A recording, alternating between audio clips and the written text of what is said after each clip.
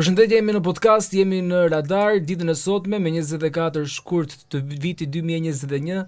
nisi dhe sulmi pa precedent i Rusisë ndaj Ukrainës. Jemi 4 vite pas, po të njëjtën datë për diskutuar pikërisht për atë luftë që është ende duke vijuar, por me forma nga më të ndryshmet. Pikërisht për atë do të flasim me njohuesin e çështjeve ndërkombëtare, zotin Ruel Domi. Zoti Domi, faleminderit shumë që jeni me ne. Faleminderit për fjalën kënaqësi. 4 vite nga sulmi i parë që Rusia ndërmori ndaj Ukrainës, në çfarë pika jemi? Jemi në fakt, mendoj unë, në pikën e moskthimit, ai që ndoshta në atë lingun e politikanëve, politologëve është the point of no return. 4 vite siç e the ti, në 24 shkurt të vitit 2022, Federata Ruse sulmoi Ukrainën me një sulm të paprecedent. Për ndoshta për t'i dhënë publikut një tablo të plotë të konfliktit, vlen thuhet që në fakt lufta në Ukrainë zyrtarisht ka nisur në vitin 24 shkurt vitit 2022, por konflikti Rusi-Ukrainë në fakt ka nisur që në vitin 2014, kur filloi revolucioni i Ukrainës, që kërkonte në një farë mënyrë një marrëveshje të Ukrainës me Bashkimin Evropian, e cila sigurisht do të sillte edhe antarësinë me vendin e Bashkimit Evropian. Presidenti i atëhershëm Yanukovych, që ishte kukull e Putinit, ishte kukull ruse, e refuzoi këtë marrëveshje dhe njerëzit ukrainës që ishin pro-evropian dhe pro-demokracisë dolën në shesh, rrëzuan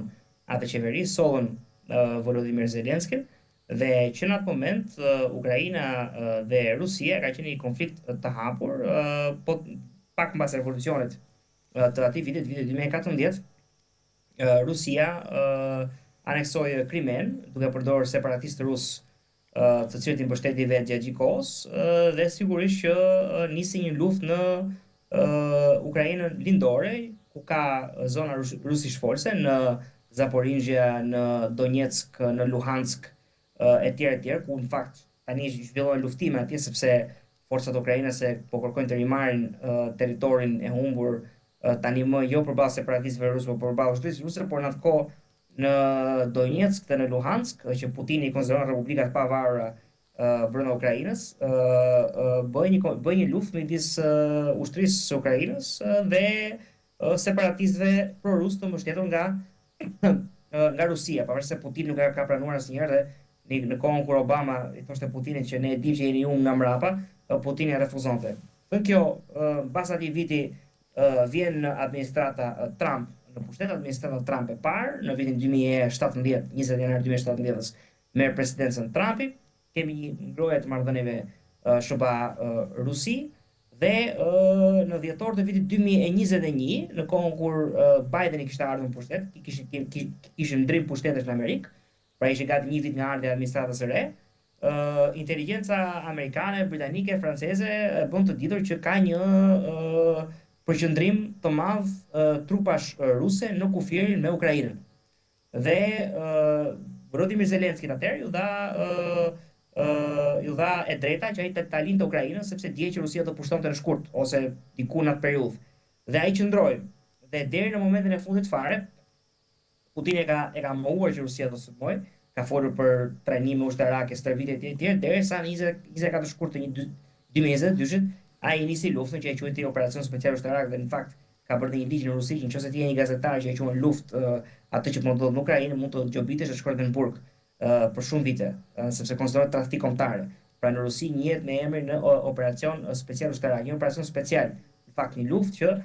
ka vrarë qindra mijëra Ukrainas, ka është krijuar krizën më të rëndë të emigracionit të refugjatëve në Evropë që nga lufta dy botërore, se janë 2-3 milionë ukrainësh që kanë lënë vendin, dhe janë vrarë edhe shumë ushtar rus, di nënash ruse, të cilët janë vrarë në emër të një lufte të çmendur të nisur nga Putini. Kështu që për të përgjigjur pyetjes tënde, Mario, jemi në një pikë në fakt ku fatkeqësisht por ta mbyllur luftën do të jetë vetëm Ukraina që do duhet të bëjë hapa pas. Dhe Ukraina ka bërë mjaftueshëm hapa pas, por kam përshtypjen që do të bëjë më shumë hapa pas në mënyrë që Putini ta mbyllë rrubinetën e luftës së tij në Ukrainë. Kishte edhe një afat të ri, duket se me administratën e dytë të zotit Trump në krye të shtëpisë së bardhë, ai kishte një iniciativë për t'i dhënë fund luftës, ka pasur disa ndërmjetësime mes palëve, ju e dini shumë mirë. Së fundmi, ditën e sotme doli dhe lajmi që afati për t'i dhënë fund luftës, paktën nga kampi i Ukrainës, sipas zoti Trump do të jetë pikërisht dita e pavarësisë së Shteteve të Bashkuara të Amerikës. Sa e arritshme është kjo, duke qenë se është një afat që është i afërt në kohë, edhe kemi pasur 4 vite që ende nuk kemi gjetur një dakordësi mes palëve. Shiko, në fakt ti ke të drejtë që si është e mundur, pra shtron pyetje me shumë të drejtë që si mund të arrihet paqja nga tani deri në korrik. 4 korrik është dita e pavarësisë së Shteteve Bashkuara për të rishikuesit që po na ndjekin. Në një kohë kur pra si mund gjetet në 4-5 muaj, në një kohë kur nuk është gjetur zgjidhja në 4-5 vite, është një pyetje shumë e drejtë që ti e shtron. Por të mos harrojmë që shanset që ky konflikt të mbyllet me apo pa drejtësi, kjo është muhabet tjetër, por shanset që ky konflikt të mbyllet janë më të larta me administratën Trump, për shkak të marrëdhënieve të mira që Trumpi ka me Putinin. Dhe për shkak të faktit që në rast se administrata Biden ishte në kohezion total me evropianët, që e vetmja paqe duhet jetë ajo me Ukrainën që del fituese e luftës dhe mbron sovranitetin e territorit të vet, administrata Trump është e bindur që paqja është paqe, nuk ka rëndësi se si përfundon lufta. Edhe këtu kemi edhe atë ndasim filozofike. Unë nuk jam shpresë plot për një paqe, sepse ne kemi pasur një plan me 28 pika që ju ofrua Putin i refuzoi. Kemi pas një plan me 24 pika që ju ofrua Putin i refuzoi dhe ka pas pika, domethënë Ukraina nuk futet dot në NATO. Ukraina nuk domethënë dorëzon kontrollin e Dohanskut, e Luhanskut dhe të Donetskut, Luhanskut dhe të Krimes. Pra një territor, një vijën e pushtimit rus si vijë zyrtare. Vetë Shtetet e Bashkuara të Amerikës do të njinin Krimen në mënyrë zyrtare si pjesë e Rusisë. Mos harrojmë që deri tani Shtetet e Bashkuara të Amerikës e konsiderojnë Krimen pjesë të Ukrainës, sepse është vjedhur nga Rusia, është okupuar, është aneksuar në mënyrë të paligjshme, në kundërshtim me ligjin ndërkombëtar, në kundërshtim me ligjin e Ukrainës, ndoshta edhe me ligjet ruse.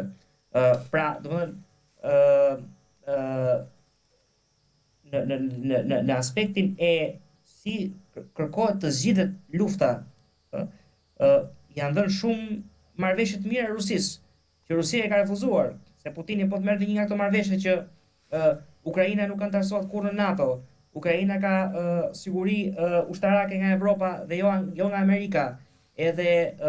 i njihet të Rusisë, Krimea, i njihet e Luhansku, Donetsku etj. Do ishte një fitore e madhe për rusët, sa i mund shkoj ke populli vet i thoi ja e çiruam rusët nga nazizmi i Ukrainës me demek. Kjo ka qenë një prej preteksteve të luftës, që me demek qeveria e Kievit është qeveri naziste që po shtyp rusët, po shtyp rusisht forcet dhe pra ne po ndërhyjmë ne për të shpëtuar. Kjo është narrativa idioteske e Moskës, kuptohet, një narrativ që s'ka lidhje me të vërtetën fare. Por edhe këtë marrëveshje kaq të mirë Putini e ka refuzuar dhe kjo të bën të pyesësh vetëm çfarë do realisht Putini në Ukrainë. Dhe ndoshta ai mund ta dojë të gjithë Ukrainën. Ai nuk e pushton dot të gjithë Ukrainën, por mund të dojë të aneksojë këto territorë që janë dhënë zyrtarisht dhe nga ana tjetër në Kiev të ketë një qeveri kukull. Pra të ketë një qeveri si ajo e Janukovicit përpara revolucionit të vitit 2014 dhe të ketë një qeveri si ajo e Lukashenkos në Bielorusi, që praktikisht është një satelit i Moskës zyrtare. Pra, ndoshta ky është objektivi i Putinit. Sa e mundur është që të kthehet në një precedent të ri. Nëse arrihet një marrëveshje, merr këto territori Rusia, një shtet më i madh nesër, mund ndoshta në një shtet akoma më dobët mund të marrë edhe pretendoj territore me shumë pretendime të ndryshme nga secili shtet. Fjala vjen në një të ardhme të afërt, ndoshta Kina të aneksojë Tajvanin duke qenë se e konsideron si të saj. Para ajo dëshiron tavolinë, patjetër që hap kutinë e Pandorës për një sër ndryshimesh të tjera kufinsh që sigurisht dëmtojnë vendet e vogla, duke nisur nga Kina me Tajvanin, dhe sigurisht që Kina ka një kompleksitet tjetër më shumë nga Rusia, që ka levën ekonomike, pra e ka shumë të madhe, pra nëse Rusia kontrollonte Evropën në sensin që kishte çelësin e energjisë së Evropës, pra mbyllte gazin natyror që ja dërgonte Evropës, që Evropa përdor për energji elektrike, Kina ka një dominion shumë të madh kur vjen puna ke tregtia e madhrave, që me cilën bën edhe Amerika tregti, bën edhe Bashkimi Evropian tregti, bën edhe vendet e tjera tregti. Pra, sanksionet ndaj Kinës për shkak të një pushtimi të Tajvanit do ishin shumë më të kushtueshëm për perëndimin se sa sanksionet ndaj Rusisë.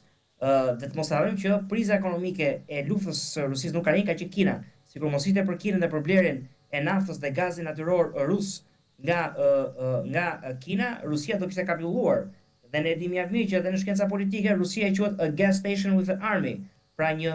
pikë karburanti me ushtri, sepse praktikisht ka 1/3 e buxhetit vet GDP-së vet që e merr nga tregtia e naftës dhe gazit natyror. Por për të rikthyer prap teknologjika që po thonim, ë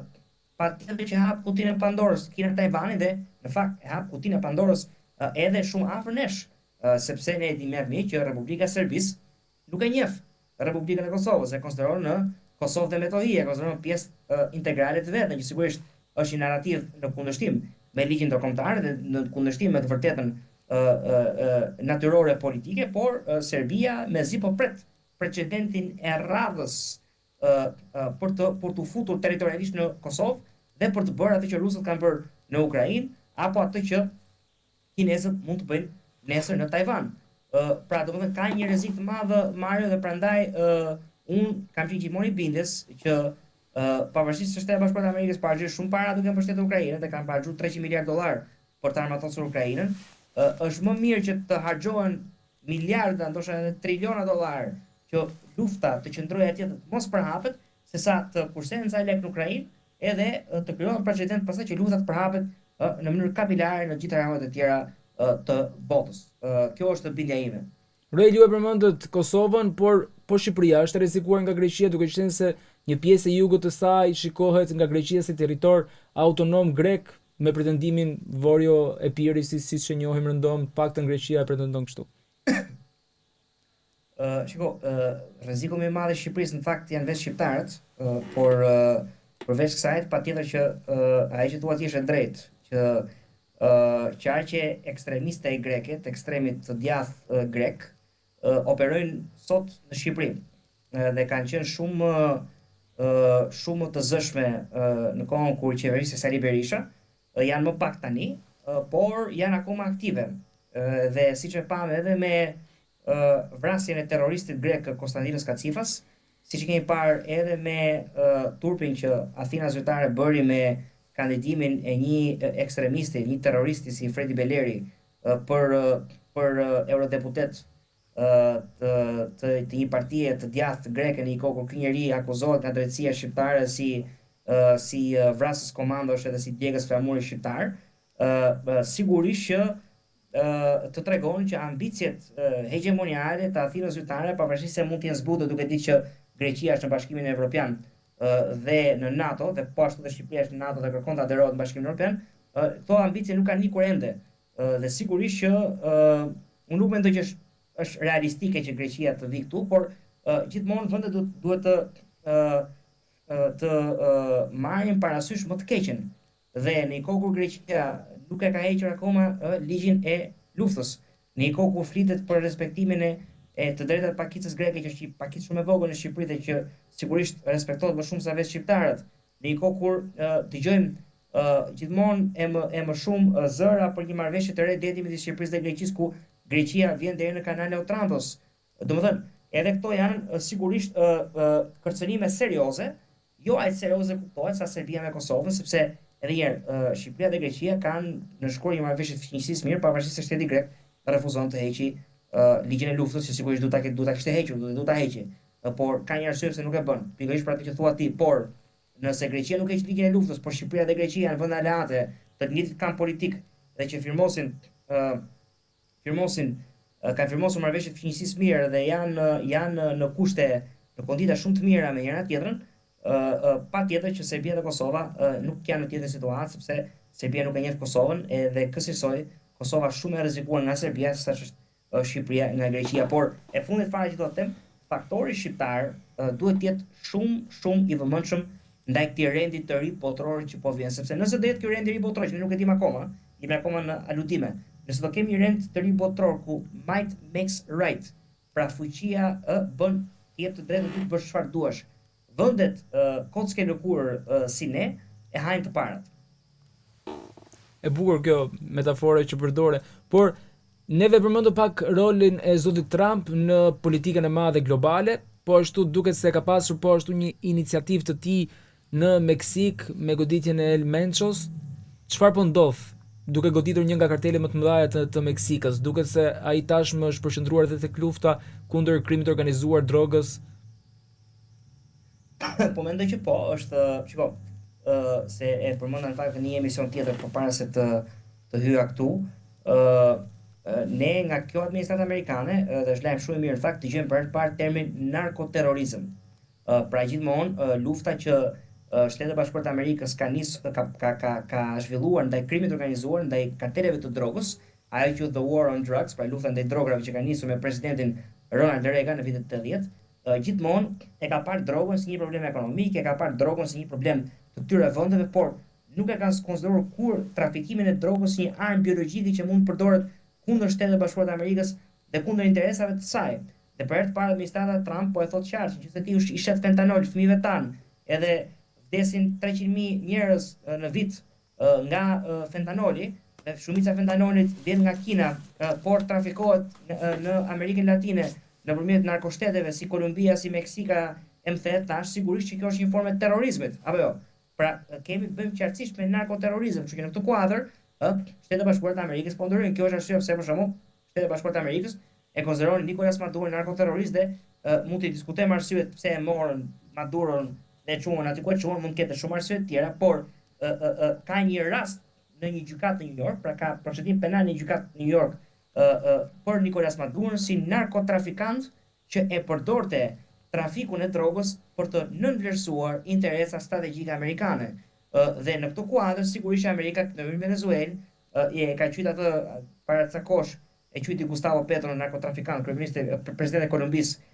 Gustavo Petro, Trump e quajti narkotrafikant. Kemi këtë goditjen e këtij lordit drogës që nuk e di akoma është bërë nga amerikanët apo jo, po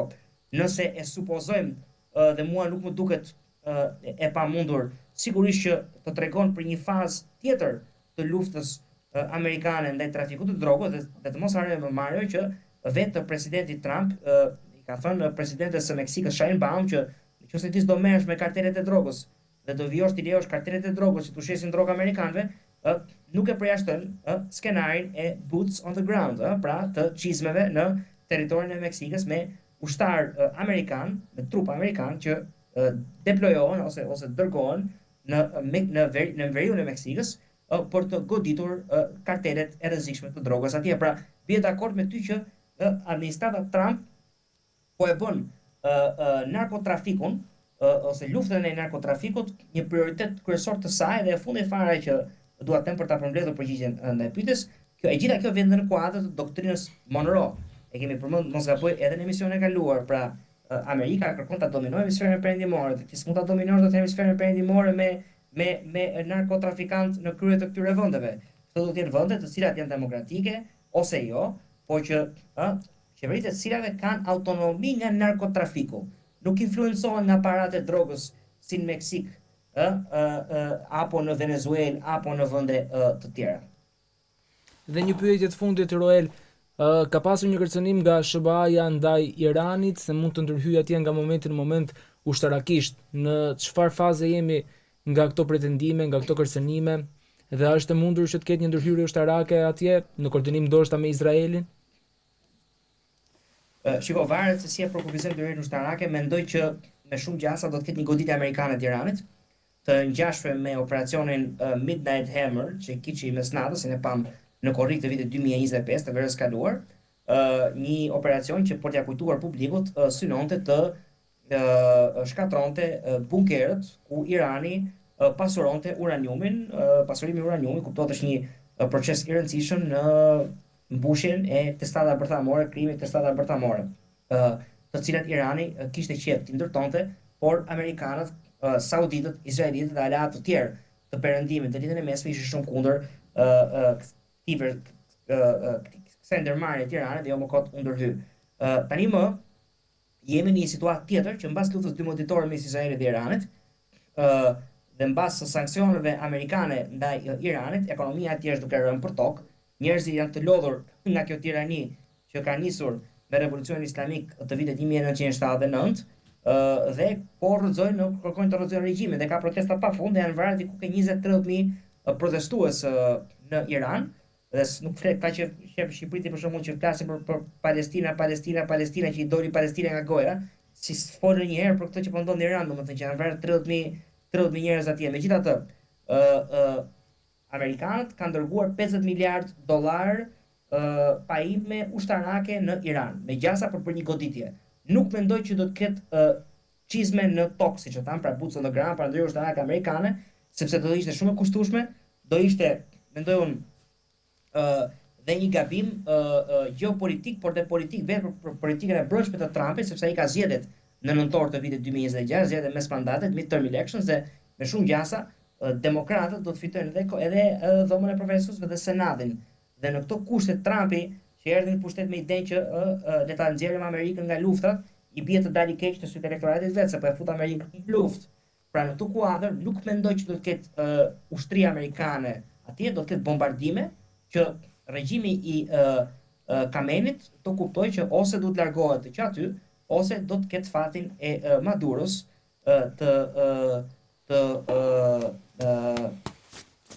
Saddam Husseinit në vitin 2003, i cili u kap nga amerikanët, ju dorëzua një gjykatë irakene dhe u var nga populli vet. Kështu që Khamenei ka ose zgjidhjen të shkojë në Rusi si shoku vet Bashar al-Assad,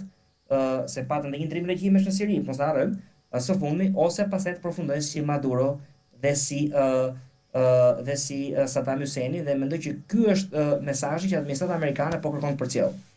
Roel, faleminderit shumë që ishe me ne në këtë komunikim, faleminderit shumë për analizën tënde të thelluar gjithmonë dhe faleminderit shumë për praninë. Faleminderit.